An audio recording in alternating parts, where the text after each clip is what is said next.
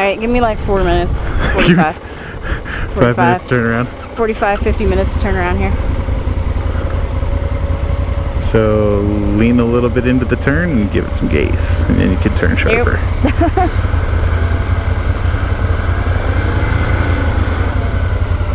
Yep. Don't trust this bike. It's the rider I really don't trust, but I can't get rid of her, so. Yeah, she's semi-required.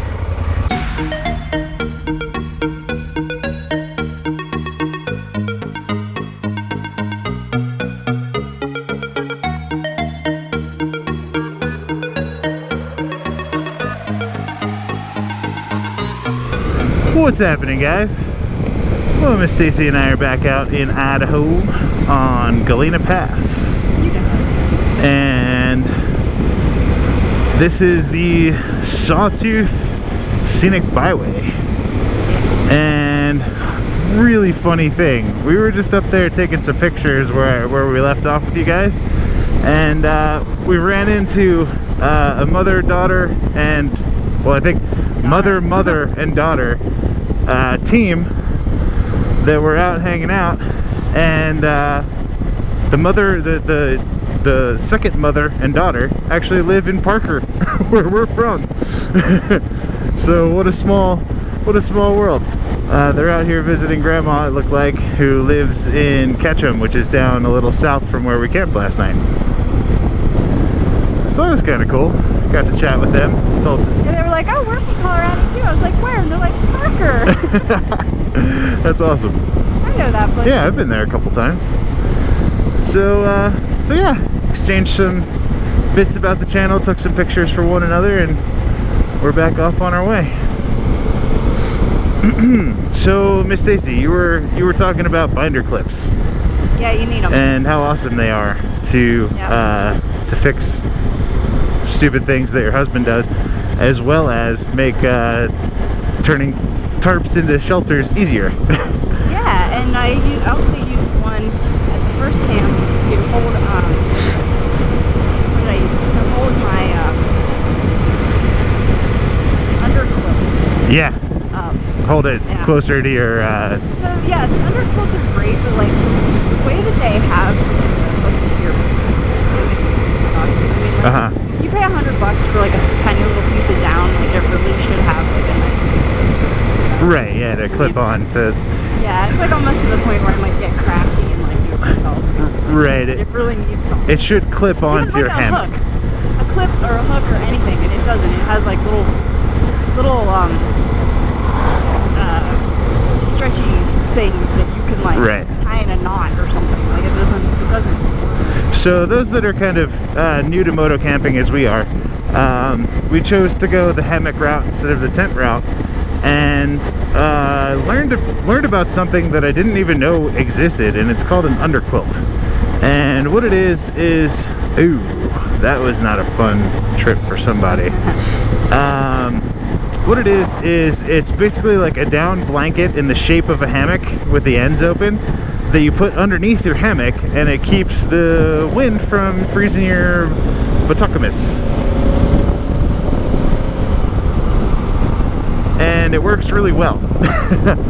So when I did my test camping trip last year, I did not know of this product, and I froze from underneath.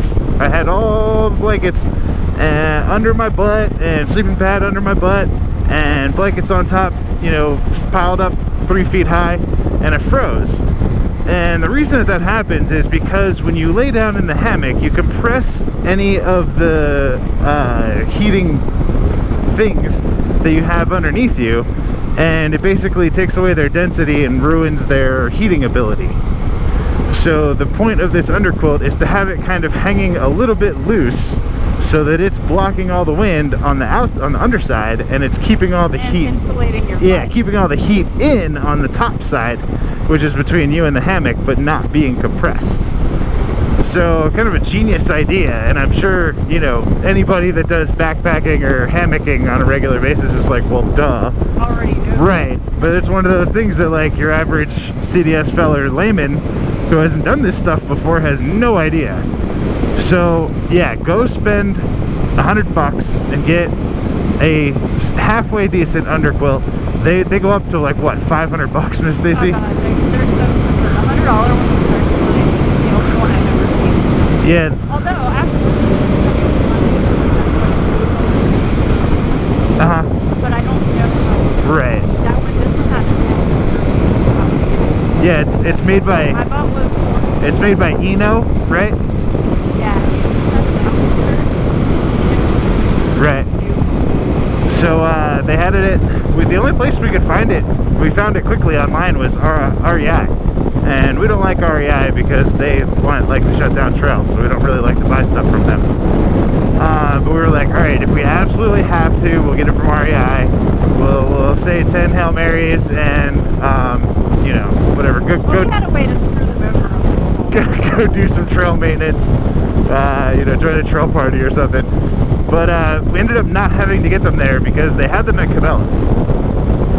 But they didn't have them online. They didn't have them like even on their website. They didn't sell them at home. Right. And I walked in and like turned around and there were only two Yeah. on a shelf. This is where Miss Stacey lucks out because I do not like shopping at all. Like going into a physical store, I have some type of weird anxiety thing with going into stores and malls.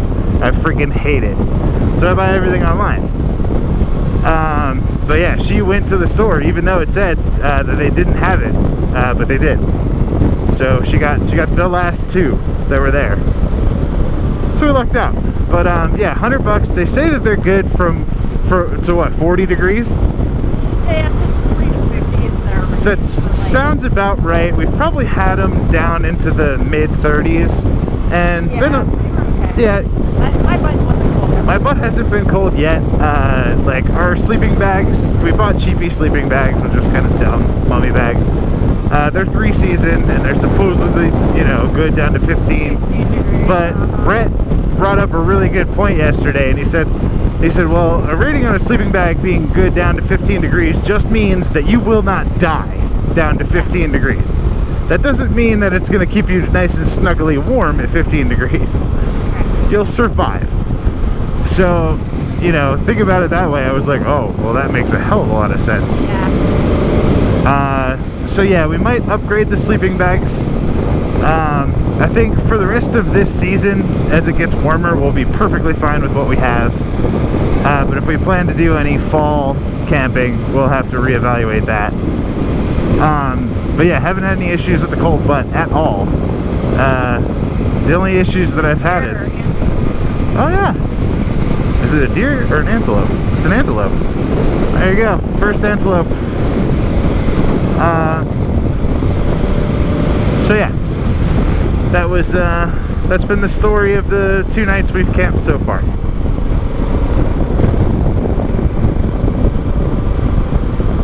Be warm. Huh? Be warm. Bring binder. Yeah, be warm, bring binder clips. You'll be happy. And only take tools that you know you'll use. Yeah, like, I mean, if you know you're not going to change your own tire on the side of the Right. road, why are you carrying all Forget that? it. If you know you're not going to change your chain Yep. on the side of the Yep. road, why are you taking a chain breaker My goal and another chain? My goal is to get self-proficient at changing tires. I've helped Hermit do enough D606s on Xena and on his bikes now that I need to just do it by myself and be like, okay, if I can get it down to like completely changing out a tire in an hour, I'll be happy. Like I don't want to be the guy that does it in 15 minutes. There's gas. Oh, there is gas. Yeah, we need to do that. Do we need to go Yeah, we there? need to do that. So yeah, there's your bit of advice. But we're gonna cruise on up and see if we can find some more beautiful country to shoot some more videos for you guys. Yeah, that's what I was talking about. Like people were taking. So I understand to a point. There's a what? car coming, but go. Oh. I understand to a point to take some extra stuff. Like, so people were taking, oh, we're gonna take an extra clutch lever. Okay, I understand that because every time you fall, that's what breaks. Right. But like, people were taking an extra chain Yeah, that's and like ridiculous. the tools to change it, and I'm like, how often do you ever do that? Well, And like, if it happens, like, Well, those are the forum bros that are gonna comment on this and be like, you know how many times I've had a chain break on the highway, blah blah blah. Yeah, like whatever, dude. Not whatever. That's what we have to do. Right? Yeah, like don't care. Not dealing with your. Don't care. We had a bar end break for Miss Stacey, and we were we just happened to notice it and stopped in a Honda dealership parking lot. They couldn't help us, but the auto parts store across the street Right. could. Oh, But anyway, mine's on the other side. we're gonna get gas where they only take MasterCard. We'll catch y'all later. Peace.